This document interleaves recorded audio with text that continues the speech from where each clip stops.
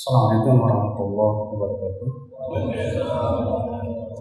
Innal hamdalillah nahmaduhu wa nasta'inuhu wa nastaghfiruh wa na'udzu billahi min shururi anfusina wa min sayyiati a'malina. Man yahdihillahu fala mudilla lahu wa man yudlil fala hadiya lahu.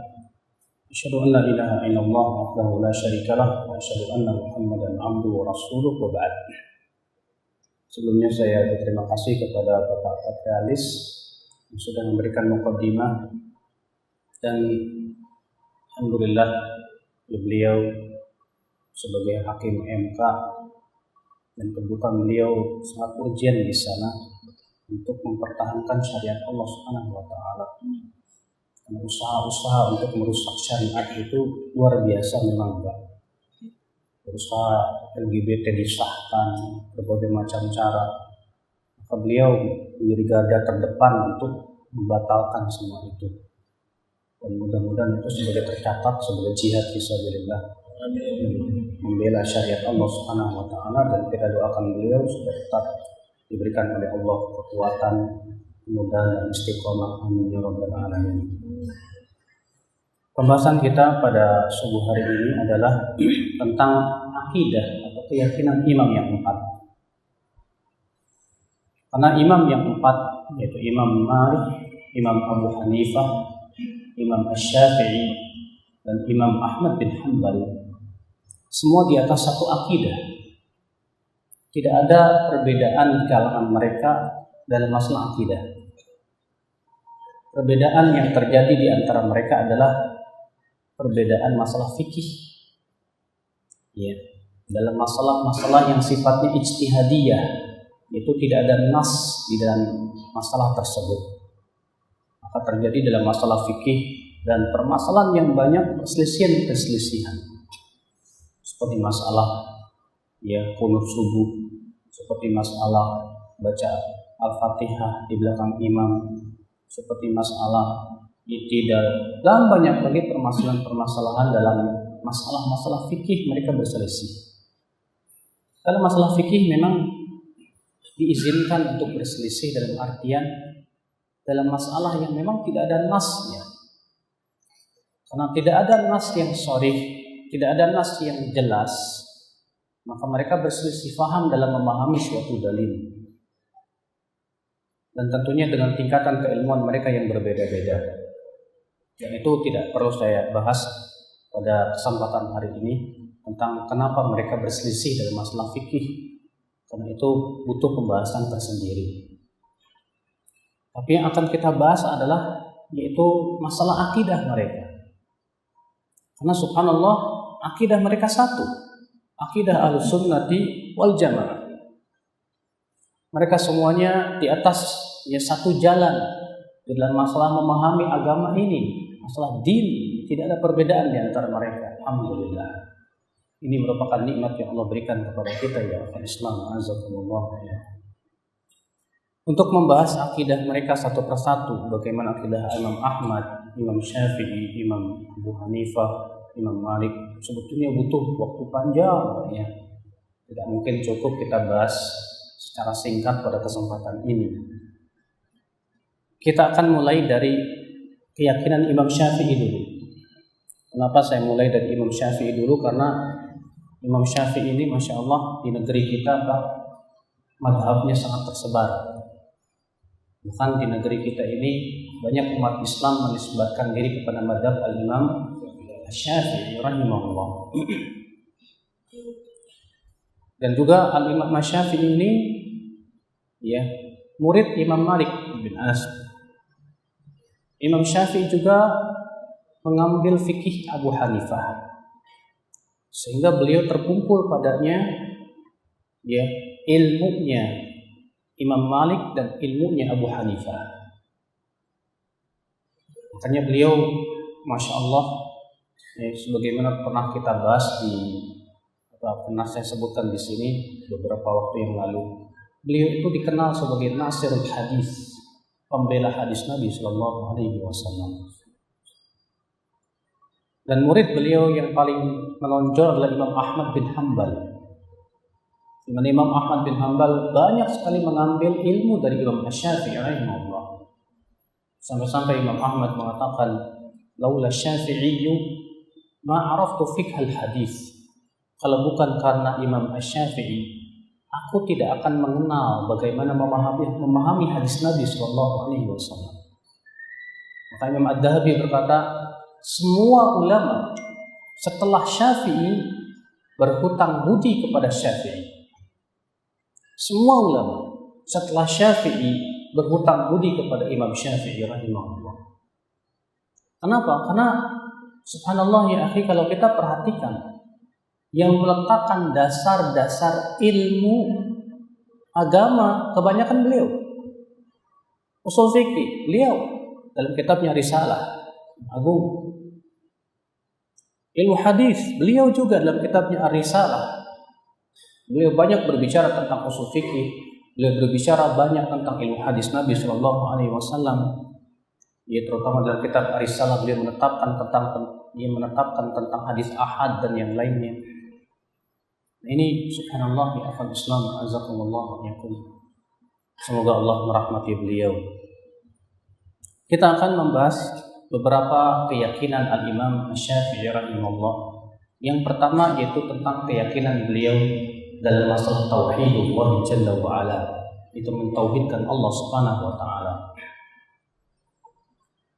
Al-Imam Al-Baihaqi meriwayatkan dari Ar-Rabi' bin Sulaiman, ia berkata Al-Imam Asy-Syafi'i rahimahullah, man halafa billah aw bismin min asma'ihi fahanath fa'alaihi al-kaffarah, wa man halafa bi syai'in ghairillah mithli an yaqula rajul wal ka'bah wa abi wa kada makan fahanath fala kaffarata alaihi, wa mithlu qawlihi la amri qala la kaffarata alaihi wa yamin bi ghairillah fa hiya makruhah manhiyun anha. Imam Baihaqi meriwayatkan dari Rabi' bin Sulaiman, ia berkata, Imam Syafi'i berkata, siapa yang bersumpah dengan nama Allah atau dengan salah satu nama Allah Subhanahu wa taala, lalu ia membatalkan sumpahnya, maka wajib bayar kafarat. Tapi siapa yang bersumpah dengan nama selain Allah, tidak ada kewajiban dia bayar kafarat karena itu sudah dilarang. Beliau mengatakan karena bersumpah dengan nama selain Allah itu makruh. Makruh. Bersumpah dengan nama selain Allah itu makruh apa haram? Syirik. Kenapa Imam Syafi'i mengatakan makruh? Nah, di sini saya ingin pahamkan sedikit. Ketahuilah Pak, bahasanya Imam Syafi'i, Imam Ahmad, Imam Malik, Imam Abu Hanifah itu bahasanya salaf. Tahu salaf? Salaf itu generasi terdahulu. Adapun pemahaman kita, makruh artinya yang apabila dilakukan dapat apa? Apabila dilakukan tidak mendapatkan dosa, dan apabila kita tinggalkan mendapatkan pahala. Ini munculnya di belakangan hari, setelah muncul ilmu ushul fikih. Itu bahasa khalaf. Di zaman salaf terdahulu, mereka memahami kata makruh itu maknanya haram. Mereka memahami kata makruh itu maknanya apa?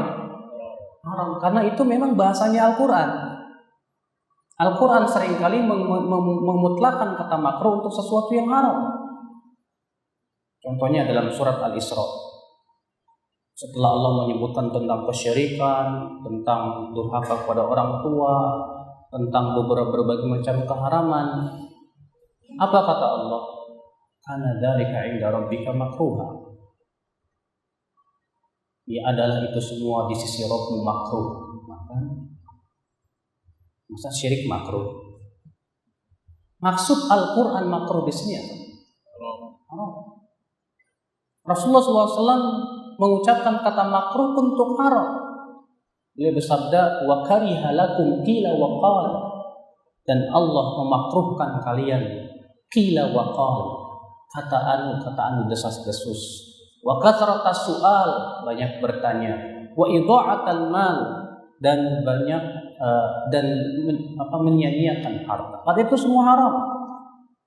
Makanya Pak ya, kesalahan kita terkadang membawa bahasa salaf kepada makna khalaf. Ini salah besar. Ya. Bahasa salaf makruh itu artinya apa? Haram. Bahasa khalaf belakangan makruh itu artinya apa? Di bawah haram. Maka kalau kita pahami bahasa salaf dengan bahasa khalaf, pasti jatuh kepada kesalahan. Nah ini ya, kalau Islam azakumullah, ini sebagai faedah saja. Maksud yang saya ingin bawakan dari perkataan Imam Syafi'i. Imam Syafi'i menetapkan bahwa bersumpah dengan nama Allah itu, dengan nama selain Allah itu hukumnya haram. Ini akidah. Rasulullah SAW bersabda, "Man halafa bi ghairillah faqad asyrak." Barang siapa yang bersumpah dengan nama selain Allah, maka dia telah berbuat syirik. Di Indonesia banyak Pak orang yang berkata begini, demi Allah, demi Rasulullah. Sering tidak? Demi Allah, demi Rasulullah. Demi Allahnya benar, demi Rasulullahnya itu yang bermasalah. Kenapa? Karena Rasulullah makhluk, bukan seorang nabi.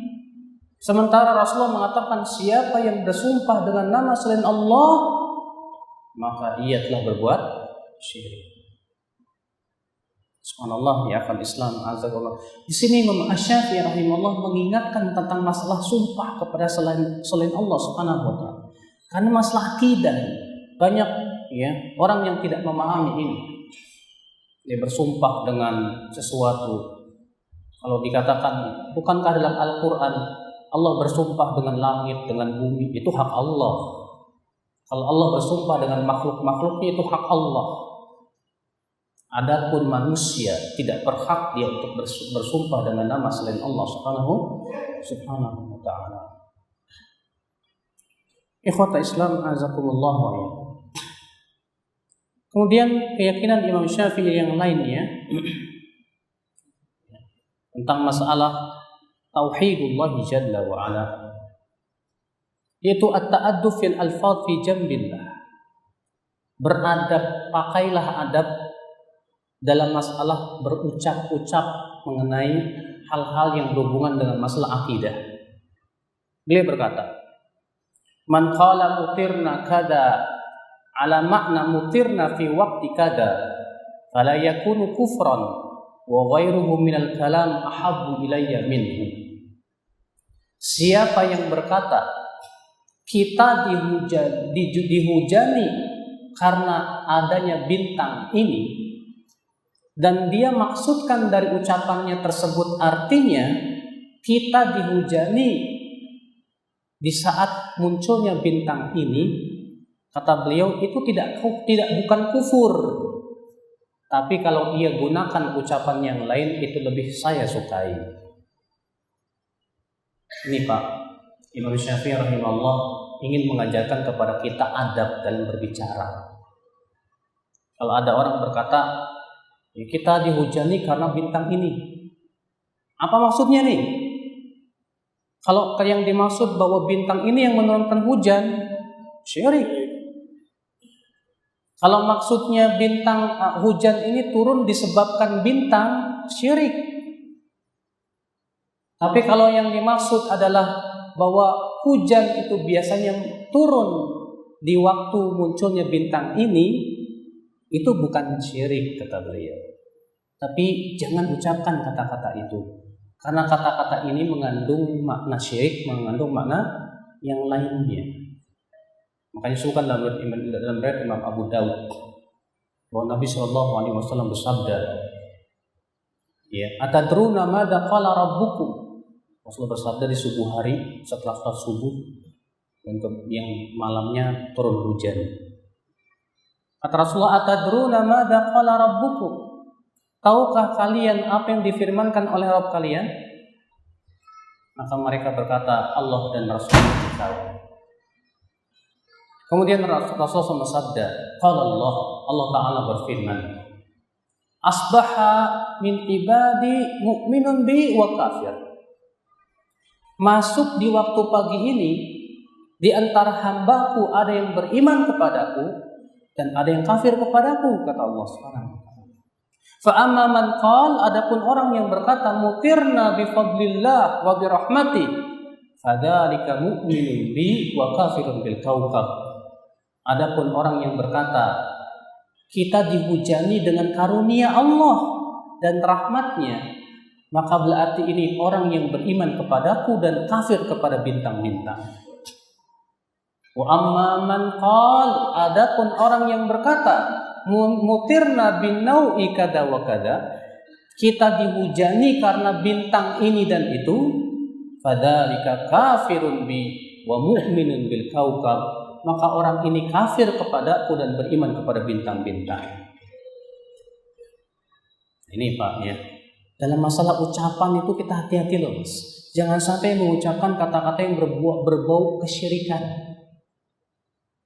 Kata-kata dihujani dengan bintang berarti mempunyai mana apa? Seakan menisbatkan nikmat kepada selain Allah Subhanahu wa taala. Ini akidah. Menisbatkan nikmat kepada selain Allah termasuk kufur. Allah taala berfirman, ya'rifuna ni'matallah thumma yunkirunaha. Mereka mengenal nikmat Allah kemudian mereka mengingkarinya. Kata Imam Mujahid, pengingkaran mereka adalah menisbatkan nikmat kepada selain Allah. Seperti si Qarun ya. Si Qarun mengatakan apa? Innama utituhu ala ilmin indi. Aku diberikan kekayaan ini karena kecerdasanku, karena keilmuanku. Masuk syirik. Allah mengingkari perkataan si Qarun itu. Kadang kita mengucapkan ya saya kaya ini berkat kesungguhan saya. Nah, hati-hati. Ini ucapan berbau apa?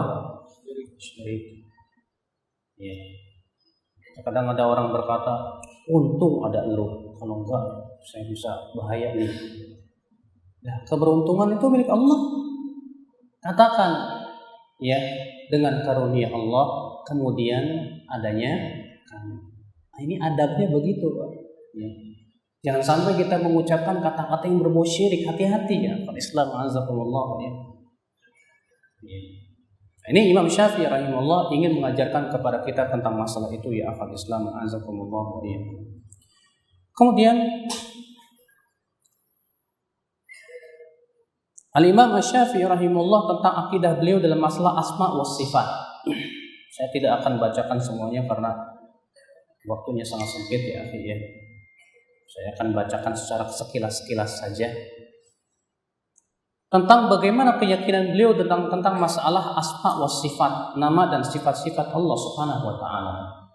Beliau berkata dalam kitab Ar-Risalah, Alhamdulillahilladzi huwa kama wasafa bihi nafsahu wa fawqa ma yasifu bihi khalquhu. Beliau berkata begini, segala puji bagi Allah sebagaimana Allah mensifati dirinya dengannya dan melebihi apa yang disifati oleh makhluknya. Coba perhatikan Pak, ucapan beliau ini luar biasa sekali. Beliau mengatakan segala puji bagi Allah sebagaimana Allah mensifati dirinya. Maksudnya kata beliau, kita sebagai makhluk hendaklah mensifati Allah sesuai dengan apa yang Allah sifati dirinya dalam Al-Quran dan hadis. Jangan sifati dengan akal kita. Jangan sifati dengan pendapat kita. Nah, misalnya ada orang berkata begini, Allah wajib punya sifat begini dan mustahil punya sifat begini. Lalu ia tentukan sendiri. Ya, sifat wajib bagi Allah ada 20, wujud, qidam, baqo, mukhalafatun lil hawadisi dan pokoknya cuma 20 aja, enggak boleh lebih. Aduh, ngatur banget sama Allah Pak namanya. Ya. Bayangkan Pak ya. Saya juga dulu belajar katanya sifat Allah yang wajib hanya 20. Enggak boleh lebih dari 20. Wajib. Terus nama Allah berapa? 99. Berarti kalau 99 kurang 20 berapa Pak? 79. Ternyata ada 79 nama tidak mengandung sifat. Nggak masuk di akal kayaknya Pak. Dan memang tidak sesuai dengan apa yang ditunjukkan oleh Al-Quran dan hadis Nabi Sallallahu Alaihi Wasallam. Sekarang Bapak beribadah mengharapkan ridho Allah tidak? Baik, ada enggak sifat ridho dalam 20 sifat? Tidak ada. Berarti konsekuensinya kalau Bapak hanya beriman kepada 20 sifat, Bapak tidak boleh beriman Allah punya sifat ridho. Bapak takut gak dari murka Allah? Saya takut dari murka Allah. Gak ada dalam 20 sifat Allah punya sifat murka. Berarti kalau kita hanya beriman kepada 20 saja, berarti kita menolak sifat murka. Subhanallah, berapa banyak Al-Quran menyebutkan tentang sifat-sifat yang tidak ada dalam 20 sifat. Makanya Pak, ya, ketika orang mengatakan, ya Allah, engkau wajib punya 20 sifat. Kok ini yang ngatur siapa gitu kan?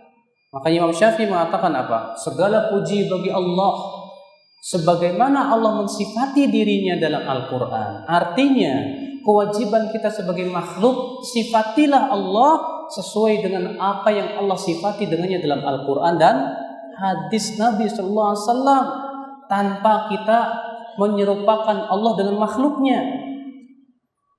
Allah berfirman apa Pak? Laisa kamitslihi syai'. Allah tidak serupa dengan apapun juga.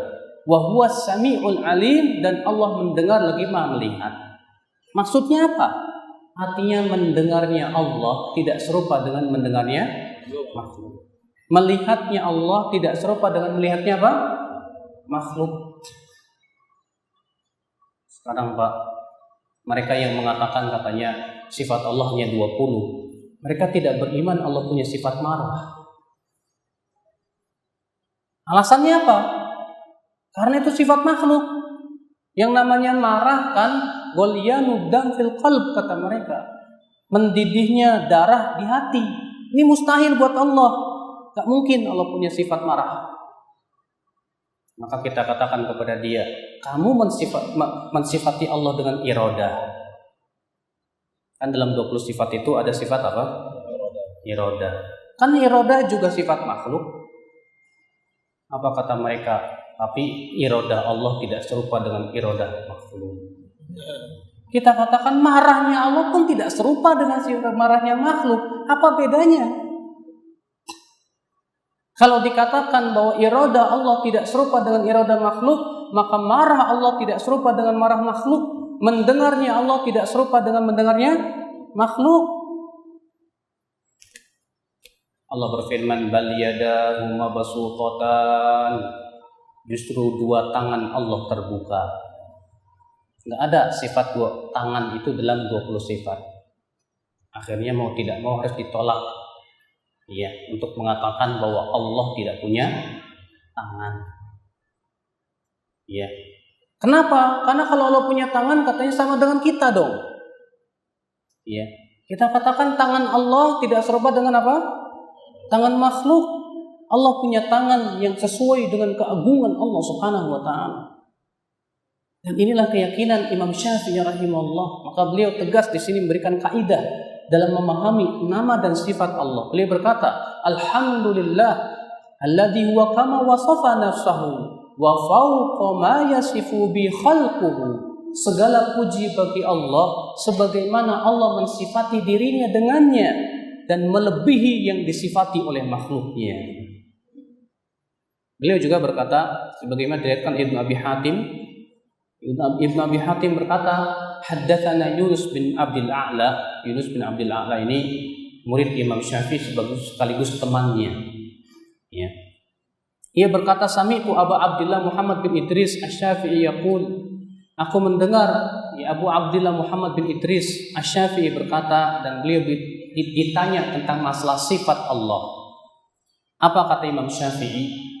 Lillahi ta'ala asma'un wa sifatun ja'a biha kitabuhu wa akhbara biha nabiyyuhu sallallahu alaihi wasallam ummatahu la yas'u ahadan min khalqillahi ta'ala qamat 'alal hujjah radduha li'anna al-qur'ana nazala biha wa sahha an rasulillah sallallahu alaihi wasallam al-qawlu biha fima rawa anhu 'adlun fa in khalafa dhalika ba'da thubutil hujjati 'alaihi fa huwa kafirun fa amma qabla thubutil hujjah alaihi fa ma'dzurun bil jahli li'anna ilma dzalika la yudrak bil aqli wala bir ru'yati wal fikri wala yufakkir bil jahli biha ahadun illa ba'da intihal khabari ilaihi biha wa nuthbitu hadhihi sifat wa nanfi anha tashabbuh kama nafat tashabbuh an nafsi fa qala ta'ala laisa kamitsli syai'un wa huwas samiul basir. Beliau berkata, Allah memiliki nama-nama dan sifat-sifat yang disebutkan dalam kitabnya dan yang diturunkan kepada Rasulnya Sallallahu Alaihi Wasallam, di mana Rasul mengucapkannya dan sebagaimana diriwayatkan oleh perawi-perawi yang adil. Maka siapa yang menyelisihi sifat-sifat yang telah sabit, yang telah sahih, yang telah tetap dalam Al-Quran dan hadis, ya, padahal sudah tegak padanya hujah dan sampai kepadanya dalil, maka orang-orang seperti ini bisa jadi kafir. Dan siapa yang menyelisihi karena belum sampai kepadanya hujah, maka dia dimaafkan karena kebodohan dan ketidaktahuan dia.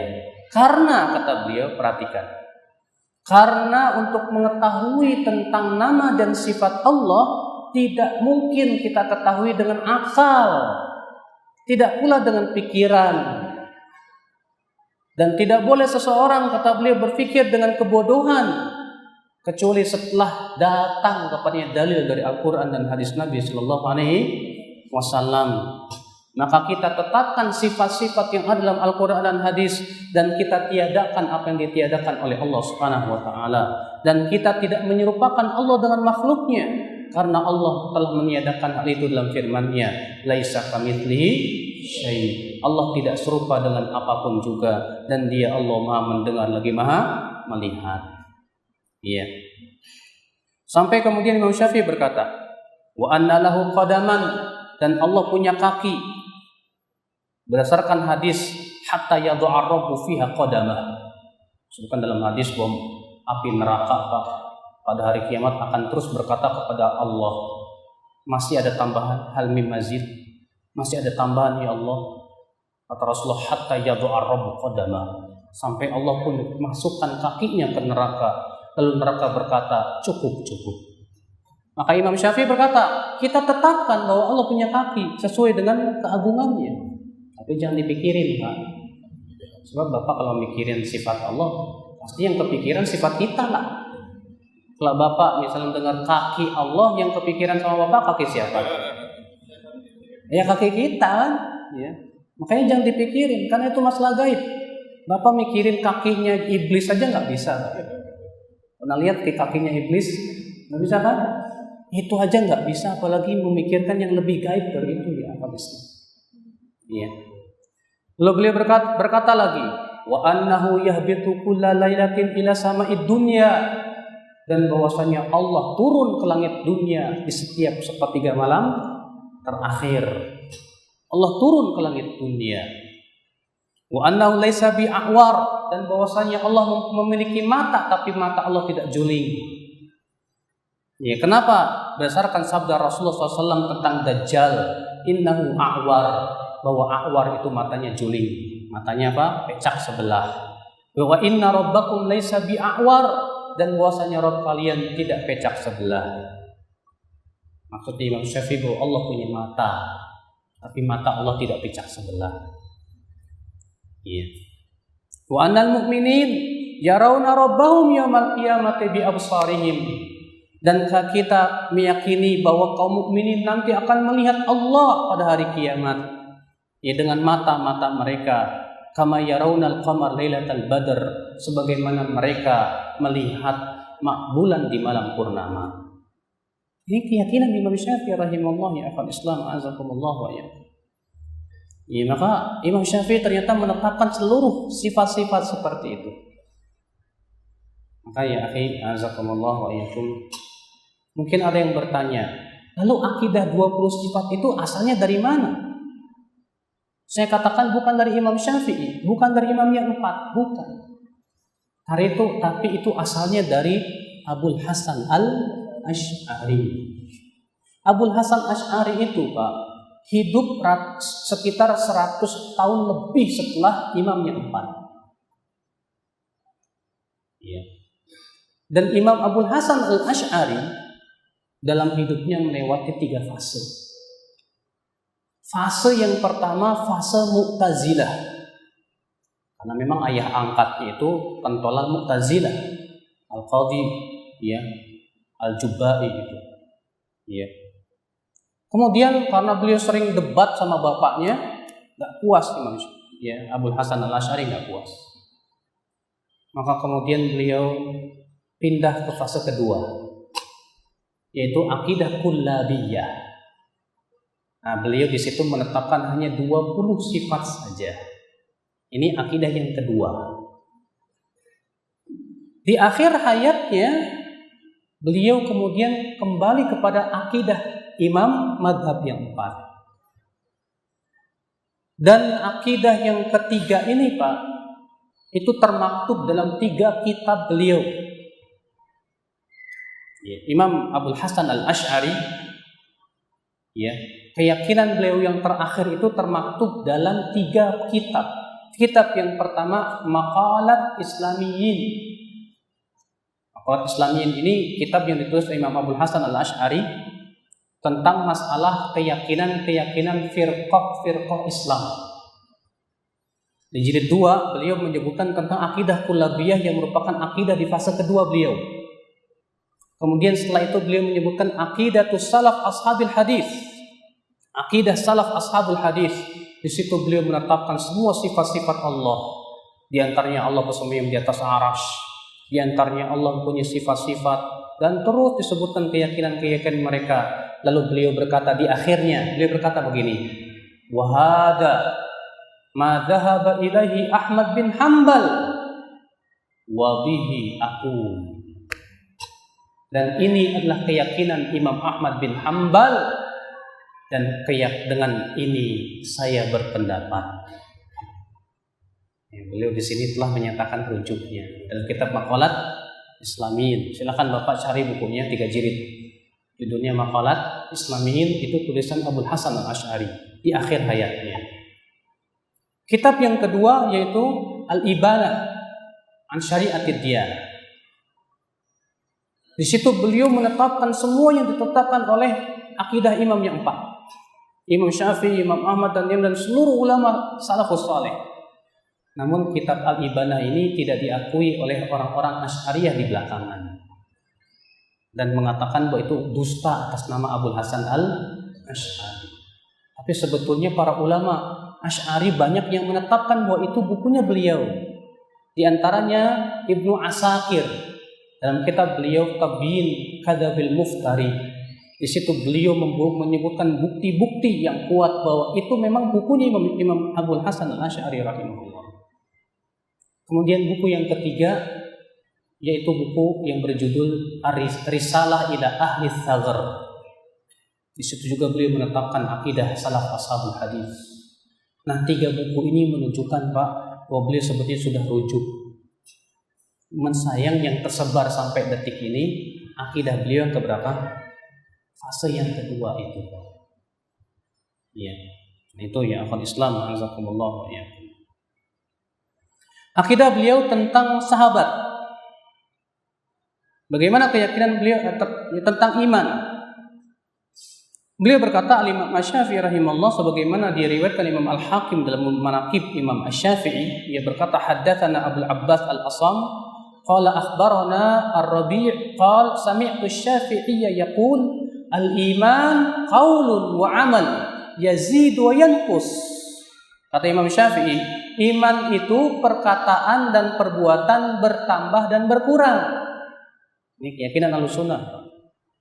Iman itu perkataan mencakup perkataan hati, perkataan badan, dan perkataan lisan.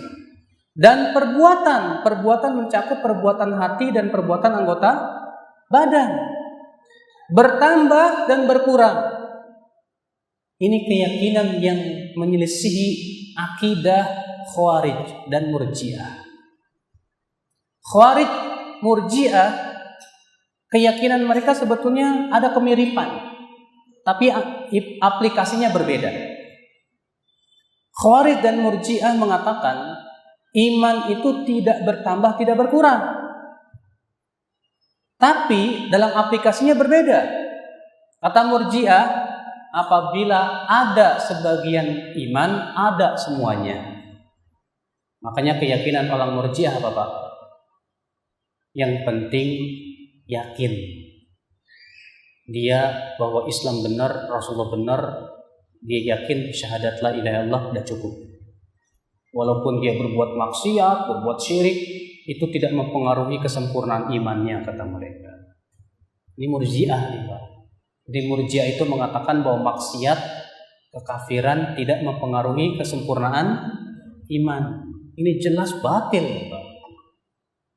Khawarij mengatakan iman itu tidak bertambah, tidak berkurang. Tapi apa kata mereka?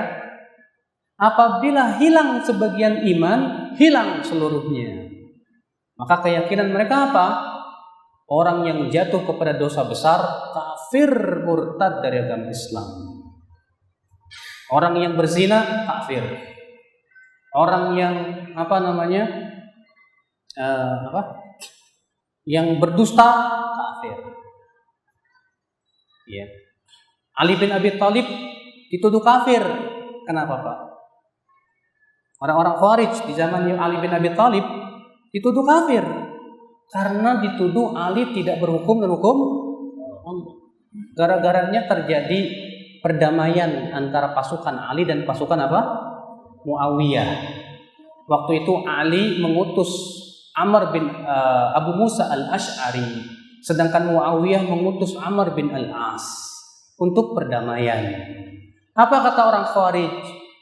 Ali menyerahkan hukum kepada manusia, Muawiyah menyerahkan hukum kepada manusia. Sedangkan Allah berfirman, "Inal hukmu illa lillah." Hukum hanya milik Allah. Sedangkan Allah mengatakan, "Wa man lam yahkum bima anzalallahu fa ulaika humul kafirun." Siapa yang tidak berhukum dengan hukum Allah, maka dia kafir. Berarti Ali kafir, Muawiyah kafir. Pengikutnya kafir juga semuanya. Akhirnya mereka menghalalkan darah, baik dari pihak Ali dan Muawiyah. Maka orang Khawarij ini berkumpullah Pak di suatu tempat yang bernama Harura. Mereka kemudian disebut dengan kelompok Haruriyah, di mana keyakinan mereka bahwa Ali kafir, halal darahnya, Muawiyah kafir, halal darahnya. Maka kemudian mereka pun berbuat keonaran. Tadinya sebelum mereka berbuat keonaran, Ali tidak mau memerangi mereka, nggak mau. Ketika Ali ditanya tentang orang Khawarij, kata Ali bin Abi Thalib apa? Ikhwanuna bagawu alaina. Mereka saudara kita juga, tapi mereka memberontak kepada kita. Tapi kemudian ketika mereka mulai berbuat keonaran, mereka membunuh Abdullah bin Khabbab bin Al-Arat, membunuh budaknya yang sedang hamil juga. Ya, maka Ali pun bermusyawarah dengan para sahabat, lalu kemudian diperangi mereka. Ya.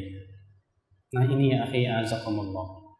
Nah, Khawarij dengan Murji'ah beda dengan Ahlussunnah dalam masalah iman. Ikhwata Islam azakumullah ya. Kemudian keyakinan Imam Syafi'i rahimahullah dalam masalah ya akhi, yaitu takdir. Imam Syafi'i menetapkan adanya takdir wajib kita beriman. Beliau berkata, ya. Beliau berkata, "Fama syi'ta kana wa illam asya wa ma syi'ta illam yatasha lam yakun." Apa-apa ya Allah yang Allah kehendaki terjadi, ya, pasti terjadi walaupun kamu tidak menghendakinya. Dan apa-apa yang Allah tidak kehendaki terjadi, tidak mungkin terjadi walaupun kamu menginginkannya. Lihat Pak, Imam Syafi'i menetapkan bahwa semuanya dengan apa? Kehendak Allah. Semua terjadi dengan kehendak Allah. Apa yang Allah kehendaki terjadi pasti terjadi. Dan apa yang Allah tidak kehendaki terjadi tidak akan terjadi. Nah, keyakinan ini yang diselisih oleh dua firqah yang sesat. Apa itu? Yang pertama, Qadariyah. Qadariyah itu keyakinannya apa Pak? Katanya, apa yang Allah kehendaki terjadi bisa jadi tidak terjadi. Dan apa yang Allah tidak kehendaki terjadi bisa jadi terjadi. Ini keyakinan Qadariyah. Pernah ada seorang Arab Badui, Pak, datang kepada pentolan Qadariyah yang bernama Amr bin Ubaid. Lalu dia berkata, "Hai Amr, unta saya hilang dicuri orang. Tolong doakan kepada Allah agar unta saya dikembalikan." Apa kata si Amr dengan keyakinan yang sesat itu? Ya Allah, unta orang ini hilang dicuri orang, dan Engkau tidak berkehendak untuk dicuri. Maka kembalikanlah unta orang ini kepadanya, ya Allah. Apa kata orang Arab Badui ini? La hajata fi du'ai. Saya enggak butuh doa kamu. Loh, kenapa? Kata Amr. Kamu berkata tadi, ya Allah, unta orang ini hilang dicuri orang, dan Engkau tidak berkehendak untuk dicuri. Kalau Allah tidak berkehendak untuk dicuri ternyata masih kecurian, saya khawatir kalau Allah berkehendak untuk dikembalikan ternyata nggak kembali-kembali. Jadi saya nggak butuh doa kamu. Ini keyakinan Qadariyah, Pak. Jadi orang Qadariyah itu menolak adanya takdir. Ya, bahwasanya Allah nggak tahu apa yang akan kita lakukan besok, Allah nggak tahu. Makanya Rasulullah disebutkan dalam hadis mengatakan apa? Al-Qadariyah itu majus hadil ummah. Qadariyah itu majusinya umat Islam. Kenapa? Karena orang majusi menisbatkan kebaikan dan keburukan kepada selain Allah.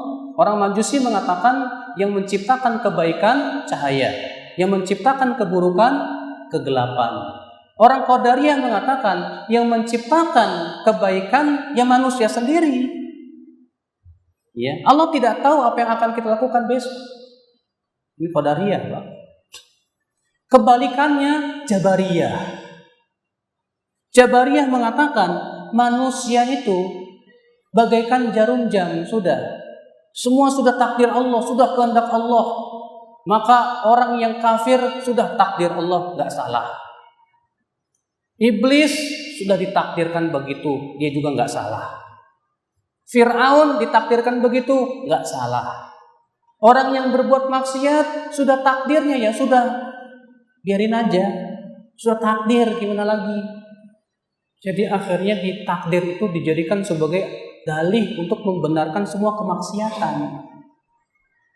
Ya, bayangkan Pak, sampai-sampai pernah pentoran orang Jabariyah itu melihat istrinya berzina.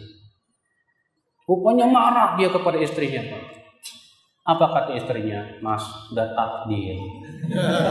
Kenapa kamu harus marah?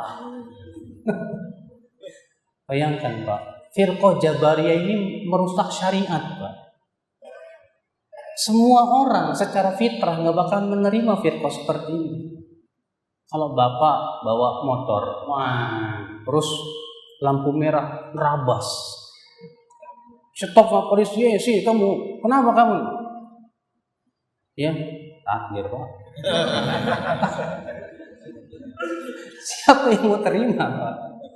Takdir, ya enaknya kamu takdir.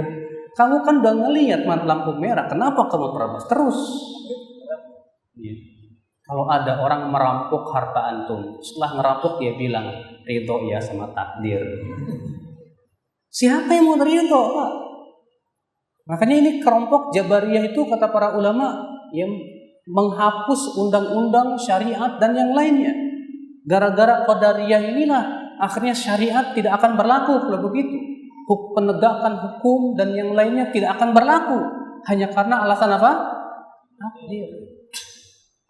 Banyak di masyarakat terkadang seperti ini Pak. Pernah ada seorang wanita yang ya gitu deh, ya pakaiannya begitulah gitulah. Ya suka berbuat maksiat dan yang lain. Apa kata dia? Ya aku sudah ditakdirkan Allah begini, gimana lagi? Kalau Allah takdirkan saya dapat hidayah juga nanti dapat hidayah. Nah kan bahaya Pak jadinya Pak. Jadi akhirnya nanti akan berkata apa? Fir'aun nggak salah karena sudah takdirnya begitu. Wah, hancur syariat kita ini ya Islam. Maka Imam Syafi'i rahimahullah menegaskan keyakinan Ahlussunnah. Ya. Bahwa Ahlussunnah wal Jamaah memang yakin semua sudah takdir Allah, tapi manusia diberikan oleh Allah apa? Kemampuan, kehendak. Ya. Maka Allah pun mempunyai dua kehendak. Kehendak yang pertama kehendak kauniyah qadariyah. Yang kedua kehendak diniyah syar'iyah. Kehendak kauniyah dan qadariyah itu kehendak sebatas kehendak yang tidak berhubungan dengan cinta dan benci dan ridha. Sedangkan kehendak diniyah syar'iyah itu adalah kehendak yang berhubungan dengan cinta dan ridha. Maka Allah menakdirkan adanya maksiat. Ini kehendak kauniyah qadariyah. Tapi Allah memerintahkan kita meninggalkan maksiat. Ini kehendak diniyah syar'iyah. Tidak bertabrakan dua kehendak tersebut. Maka dari itu Ahlussunnah punya keyakinan dalam masalah maksiat tidak boleh seseorang beralasan takdir, nggak ada. Kenapa? Karena dia berbuat maksiat dengan kehendak dia dan kemauan dia, sementara dia mampu untuk meninggalkannya. Tapi dalam masalah musibah boleh kita mengatakan sudah takdir Allah Subhanahu wa taala. Itu ringkas kata. Inilah pembahasan masalah takdir panjang, Bapak. Tidak akan mungkin kita bahas secara panjang lebar di bab. Ya.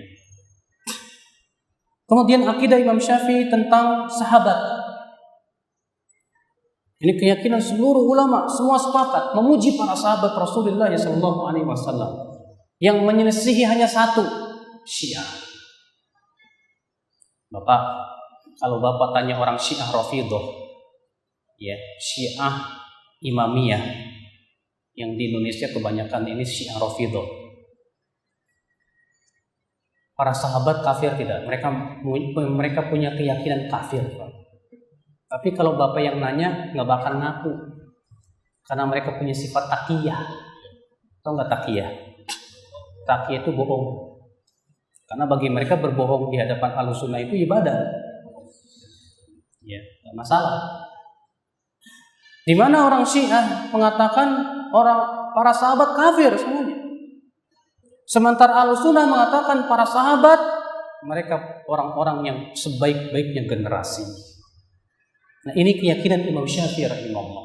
Imam Syafi'i berkata, "Athnallahu tabaraka wa ta'ala ala ashabi Rasulillah sallallahu alaihi wasallam fil Qur'ani wat Taurati wal Injil wasiqa lahum ala lisani Rasulillah sallallahu alaihi wasallam min al-fadli ma laysa li ahadin ba'dahum farahimahumullah wa hanna'ahum bima atahum min dhalika bi bulughi manazil as-siddiqin wa syuhada fahum addu ilaina sunan Rasulillah sallallahu alaihi wasallam wa syahaduhu wal wahyu yatanazzal alaihi fa'alimu ma arada Rasulullah sallallahu alaihi wasallam aman wa khasan wa azman wa irsyadan wa arafu sunnatahu ma arafna wa jahilna wa hum fawqana fi kulli ilmin wa ijtihadin wa wara'in wa aqlin wa amrin ustudika bihi ilmun wastunbita bihi wa ara'uhum lana Ahmad wa aula lana bina wa aula bina min ara'ina indana li anfusina. Lihat Imam Syafi'i rahimahullah. Beliau berkata begini,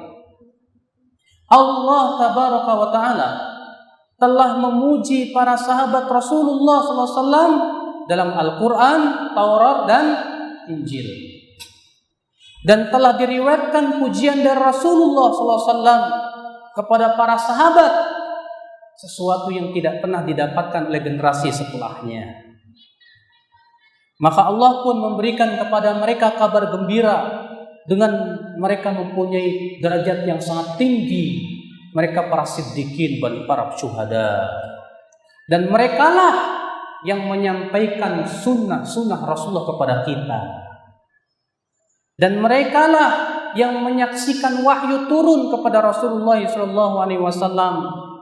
Maka mereka yang paling tahu tentang sunnah Rasul SAW, baik yang umum maupun yang khusus, yang azimah maupun berupa bimbingan, maka mereka telah mengenal sunnah Rasul, apa yang kita kenal dan kita tidak tahu.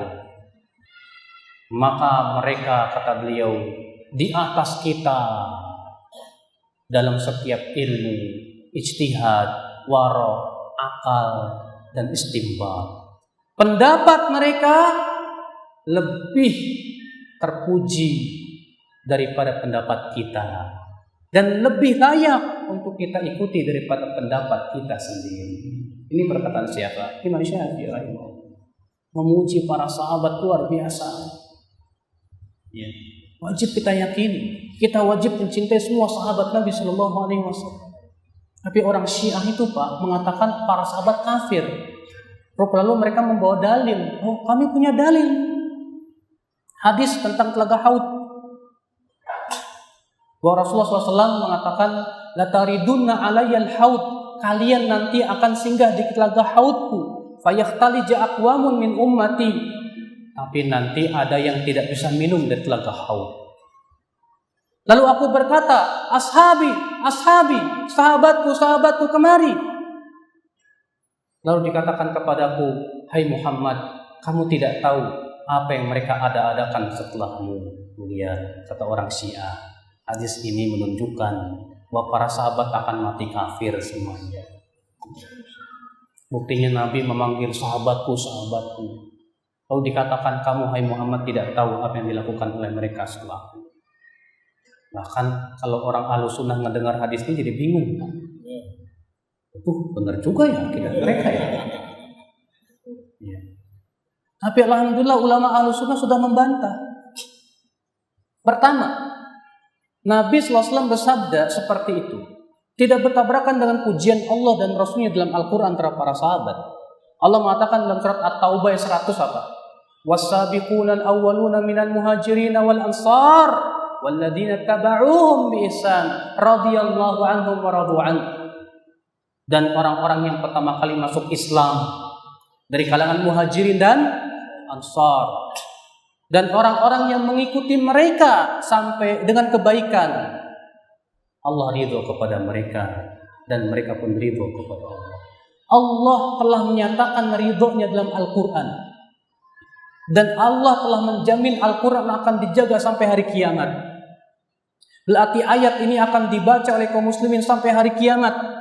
Mungkinkah Allah menyatakan keridhaan kepada suatu kaum yang Allah tahu bahwa mereka akan mati di atas kekafiran? Tidak mungkin. Justru ini sebagai apa? Rekomendasi langsung dari Allah terhadap para sahabat Rasulullah SAW. Rasulullah mengabarkan 10 orang yang masuk surga. Abu Bakar di surga, Umar di surga, Utsman di surga, Ali di surga. Rasulullah menyebutkan 10 yang lain. Rasulullah menjamin orang yang ikut perang Badar di surga semuanya. Rasulullah pun menjamin orang yang ikut Bai'atul Ridwan yang berjumlah 1.400 orang itu di surga semuanya.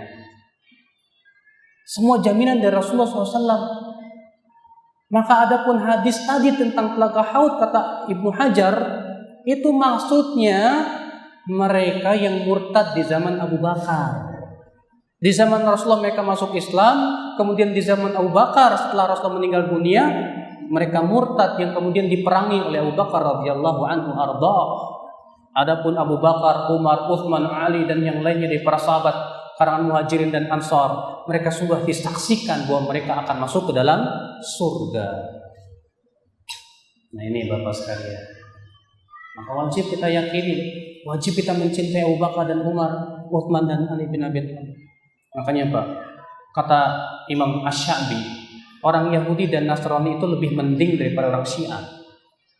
Kalau orang Yahudi ditanya, generasi kalian yang terbaik siapa?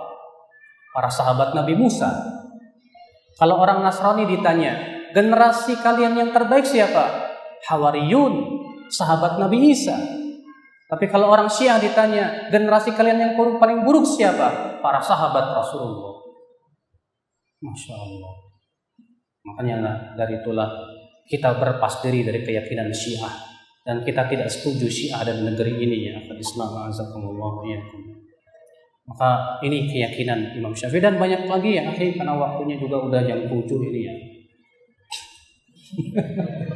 Kalau saya bacain semuanya sampai jam 9 nggak selesai nanti Pak.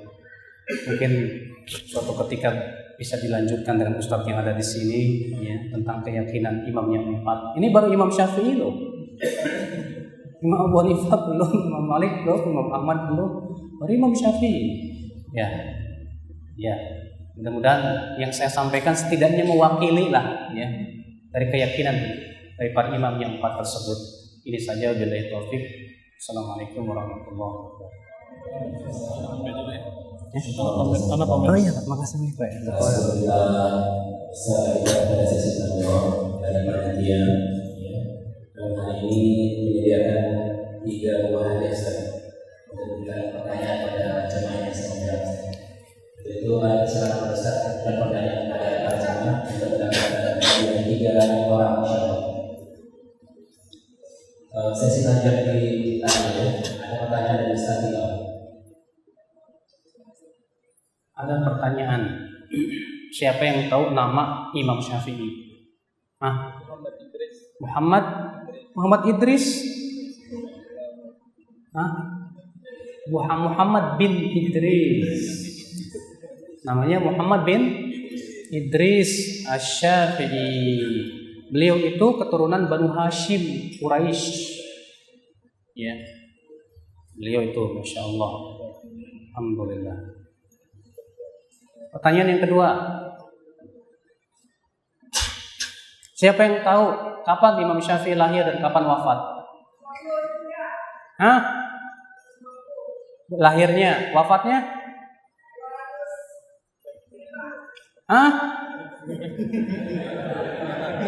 200 berapa? 203. 205.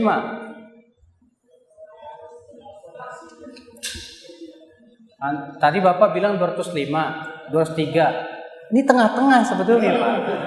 Yang benar 204. Ya udah kasih aja deh. Hampir.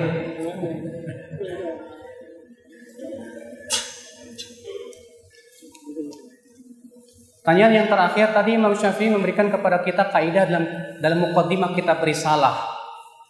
Bagaimana mengimani sifat Allah. Ada yang masih ingat enggak?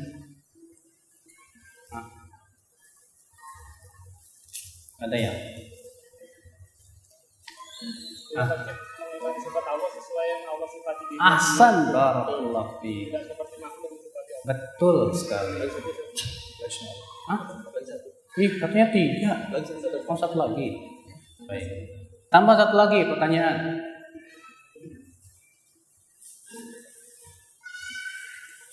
Siapa yang mengatakan kalau bukan karena Syafi'i aku tidak bisa memahami hadis Nabi? Imam Ahmad barakallahu. Ini di pertanyaan. Adakah perbedaan gerakan sholat antara laki-laki dan perempuan? Kaidah yang harus kita pahami. Pada asalnya, apa yang Rasulullah syariatkan kepada umatnya, tidak ada perbedaan antara laki-laki dan wanita kecuali dengan dalil. Jadi semua gerakan sholat pada asalnya sama, kecuali dengan apa? Dalil. Tapi ingat, dalilnya pun harus sahih. Nggak boleh dalil yang dhaif. Saya berikan contoh dalil dhaif. Di masyarakat kita mengatakan kalau perempuan sujud nggak boleh begini, tapi begini. Ya, berdasarkan riwayat Baihaqi dan sunannya. Dan Bapak perlu ketahui bahwa itu hadisnya dhaifun jiddan. Hadisnya sangat lemah, nggak sahih, nggak bisa dijadikan hujah. Sehingga karena hadisnya sangat lemah, tidak bisa dijadikan dalil. Berarti pada asalnya laki-laki dan wanita sama.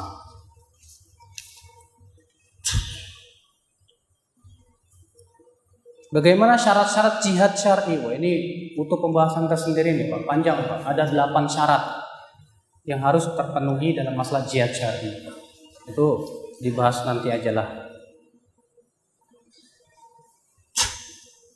Demokrasi itu haram. Kenapa harus tunduk kepada pemimpin hasil demokrasi?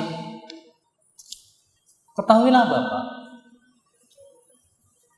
Rasulullah SAW dalam beberapa hadis menyebutkan bahwa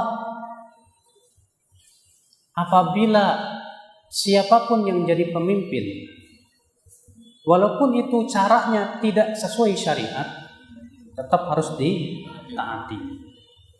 Saya berikan contoh. Rasulullah SAW bersabda, "Usikum bitaqwallah wa sam'i wa ta'ah wa in ta'ammaru 'alaikum 'abdun habasyi mujadda'ul atraf. Aku wasiatkan kalian untuk mendengar dan taat walaupun pemimpin kalian itu hamba sahaya Ethiopia yang hidung dan telinganya buntung. Perhatikan Pak. Walaupun dipimpin oleh hamba sahaya Ethiopia yang hidung dan telinganya, dalam pemilihan yang sifatnya pemilihan syar'i, hamba sahaya nggak mungkin jadi pemimpin. Semua ulama sepakat syarat pemimpin bukan hamba sahaya, harus merdeka. Para ulama menyebutkan syarat pemimpin harus sehat jasad, tidak boleh cacat. Ini cacat. Sudah hamba sahaya, cacat lagi. Maka kalau ada hamba sahaya jadi pemimpin, biasanya caranya tidak syar'i. Tidak sesuai dengan apa? Syariat. Tapi Nabi mengatakan apa? Tetap dengar dan taat. Walaupun ya seperti itu. Memberontak dalam Islam haram. Dalil-dalil tentang memberontak mutawatir haramnya. Tapi kalau ada yang memberontak kemudian berhasil jadi pemimpin, caranya salah tidak? Salah. Tapi hasilnya diakui. Caranya haram, tapi hasilnya diakui. Demokrasi, ya kita memang itu bukan dari Islam. Tapi karena ada orang terpilih jadi pemimpin, ya sudah, selama dia muslim. Catatannya sebagai selama dia apa? Muslim dan sholat. Karena disebutkan dalam hadis Nabi SAW, ya apa kata Rasulullah? Nanti akan ada suatu pemimpin yang kalian melaknat mereka dan mereka melaknat kalian. Kemudian apa kata para sahabat? Ya Rasulullah, afala nunabiduhum? Bolehkah kita lawan mereka dengan pedang? Kata Rasulullah, la ma aqamu fikumus shalah. Tidak, selama mereka mendirikan sholat. Selama mereka mendirikan sholat, mereka masih muslim, tidak boleh, kata Rasulullah SAW. Satu, Rasulullah hanya mengecualikan, selama masih sholat. Ya. Kalau misalnya qadarullah yang terpilih pemimpinnya non-muslim, apakah kita harus memberontak? Kata para ulama, memberontak itu apabila malah menimbulkan mudarat yang lebih besar, haram. Boleh memberontak dengan syarat. Pertama, kekuatan kaum muslimin jauh lebih kuat daripada pemimpin kafir itu. Yang kedua, tidak terkucur darah kaum muslimin. Apabila tidak terpenuhi dua syarat ini, kata para ulama, tidak boleh memberontak. Lebih baik sabar saja. Itu Pak. Memang kata sabar itu yang paling pahit. Makanya Nabi bersabda, fa inna satakunu atharah. Nanti akan muncul pemimpin-pemimpin yang atharah. Apa itu atharah? Yang lebih mementingkan dirinya daripada rakyatnya. Apa kata Rasulullah? Fasbiru, sabar kalian. Sampai kapan, hai Rasulullah, kita sabar? Kan sabar ada batasnya. Apa kata Rasulullah? Fasbiru hatta talqauni al-haud. Sabarlah sampai berjumpa denganku di telaga haud. Insyaallah.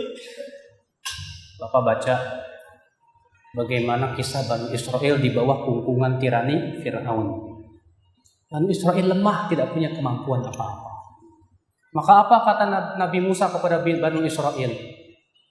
Ya, sabarlah.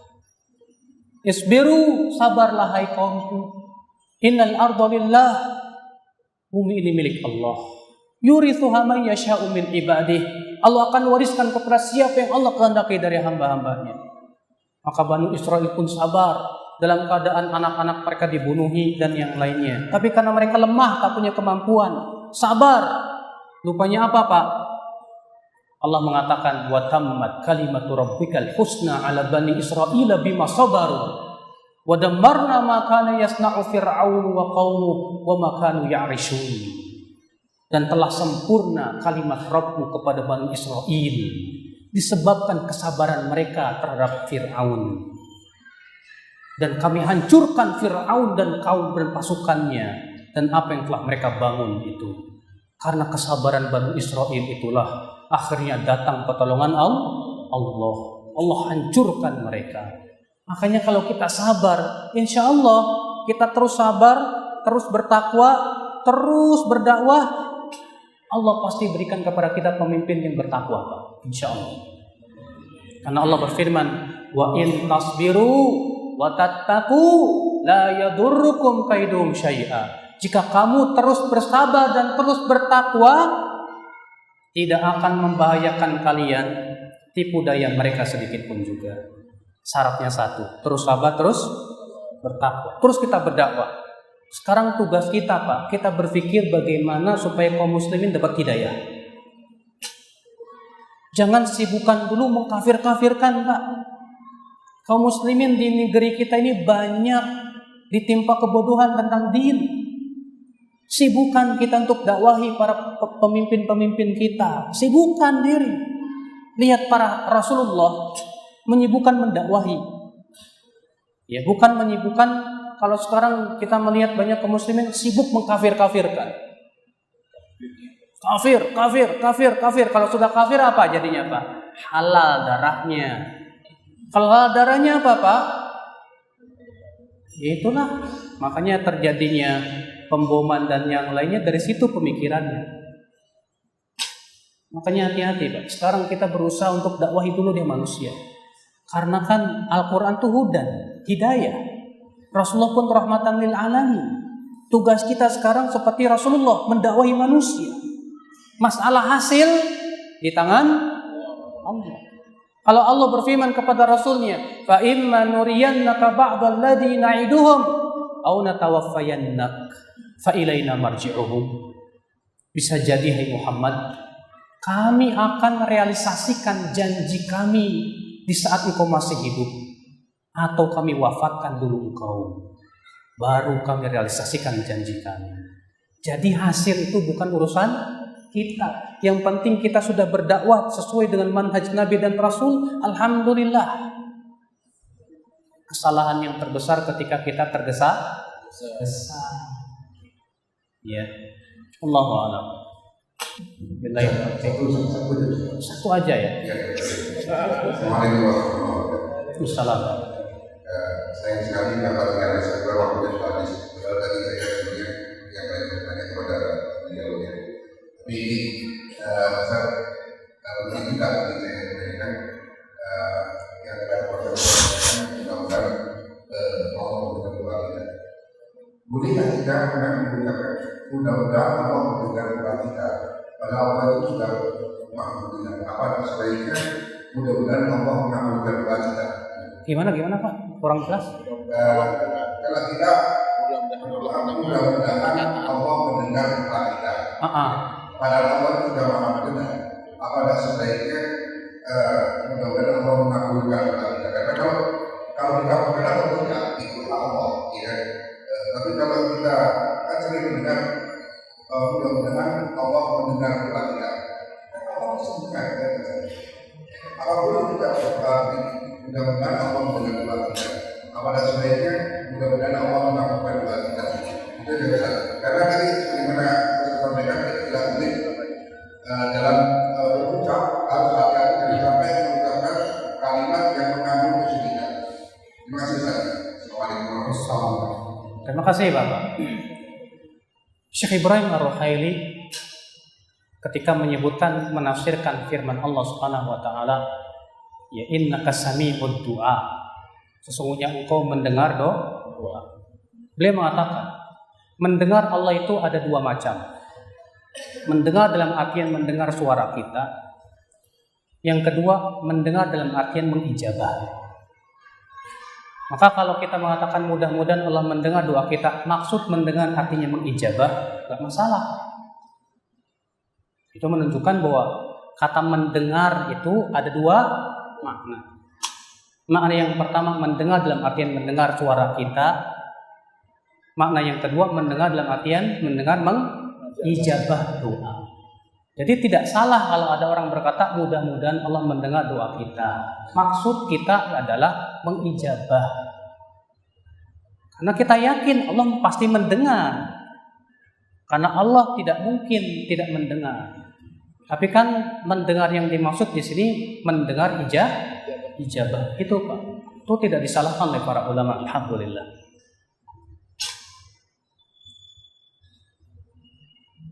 Sudah nggak ada lagi, alhamdulillah. Subhanallahi wa bihamdihi, asyhadu an la ilaha illa anta, astaghfiruka wa atubu ilaik. Assalamualaikum warahmatullahi wabarakatuh.